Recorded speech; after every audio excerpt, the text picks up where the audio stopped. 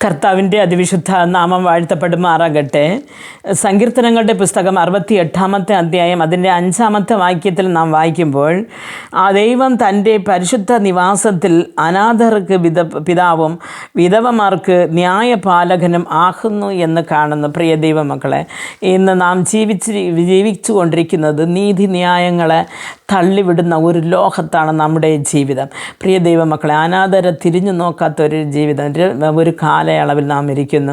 പ്രിയ ദൈവ പൈതലെ, നാം വിചാരിക്കും നമുക്ക് വേണ്ടി പറവാൻ അല്ലെങ്കിൽ നമ്മുടെ പക്ഷത്തിൽ നിൽക്കുവാൻ, നമ്മുടെ സങ്കടങ്ങൾ കേൾക്കുവാൻ ആരും ഇല്ലല്ലോ എന്ന് നാം ഒരുപക്ഷെ വിചാരിച്ച് ചിന്തിച്ച് കലങ്ങിക്കൊണ്ടിരിക്കുന്ന ഈ ഒരു നിമിഷങ്ങളിൽ കർത്താവ് പറയുന്ന എന്തെന്ന് പറഞ്ഞാൽ, ഞാൻ അനാഥർക്ക് പിതാവും വിധവകൾക്ക് ന്യായപാലകനുമായിരിക്കുന്നു എന്ന്. പ്രിയ ദൈവ പൈതലെ, ഞാനൊരു അനാഥയായിപ്പോയി. എനിക്ക് അപ്പയില്ല, അമ്മയില്ല, അല്ലെങ്കിൽ അപ്പയും അമ്മയും ഇരുന്നിട്ട് അവർ ആരോഗ്യ പ്രശ്നത്തിലിരിക്കുന്നു. അങ്ങനെ ഞാനൊരു അനാഥയാക്കപ്പെട്ടു പോയി, അല്ലെങ്കിൽ എന്നെ ആരും സ്നേഹിക്കുന്നില്ല, എനിക്ക് എല്ലാവരും ഉണ്ടായിരുന്നിട്ട് ഞാനൊരു അനാഥയെപ്പോലെ ആയിരിക്കുന്നു എന്ന് കണ്ണുനീരൊഴുക്കുന്ന നിൻ്റെ ജീവിതത്തിൽ കടന്നു വരുവാൻ ഒരു യേശു നിങ്ങളുടെ അടുത്ത് കാത്തു നിൽപ്പുണ്ട്.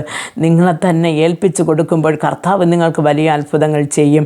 അതേപോലെ തന്നെ ഒരു വിധവമാരായിരിക്കുന്നവർ അവരുടെ ന്യായം കേൾക്കുവാൻ, അല്ലെങ്കിൽ അവരുടെ വശം പറഞ്ഞു കൊടുക്കുവാൻ, അല്ലെങ്കിൽ അവർക്ക് വശത്തിൽ നിന്ന് ഒരു വാക്ക് പറയുവാൻ, മിണ്ടുവാൻ ആരുമില്ലാതിരിക്കുന്ന സന്ദർഭങ്ങളിൽ വളരെ തളർന്നു പോയി കരഞ്ഞുകൊണ്ടിരിക്കുന്ന നിങ്ങൾ ഇന്ന് ഭാരപ്പെടേണ്ട ആവശ്യമില്ല. കാര്യമെന്ന് പറഞ്ഞാൽ, നിങ്ങളുടെ ന്യായത്തെ പട്ടാപകല പോലെ വെളിച്ചത്തിൽ കൊണ്ടുവരുന്ന ഒരു യേശു നമുക്കുണ്ട്. ആ യേശുവിൽ നാം ജീവിതം സമർപ്പിച്ച് നമ്മൾ കർത്താവിൻ്റെ കൽപ്പനകൾ അനുസരിച്ച് സ്നാനമെടുത്ത് അവന് വേണ്ടി ജീവിക്കുമ്പോൾ നമ്മുടെ കാര്യത്തിൻ്റെ സകല പൊറുപ്പുകളും കർത്താവ് ഏറ്റെടുക്കും.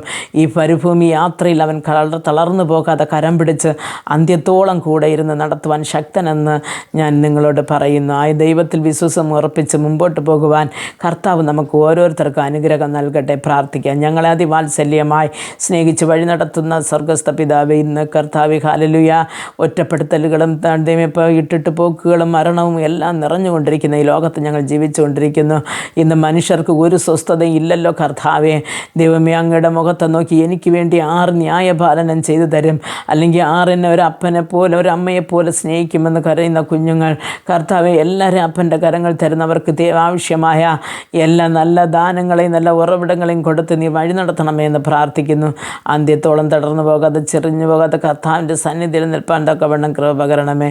യേശു ക്രിസ്തുവിൻ്റെ നാമത്തിൽ പ്രാർത്ഥിക്കുമ്പോൾ പ്രാർത്ഥന കൃപയോട് കേട്ട് മറുപടി തരുന്ന നല്ല പിതാവേ, ആമേൻ.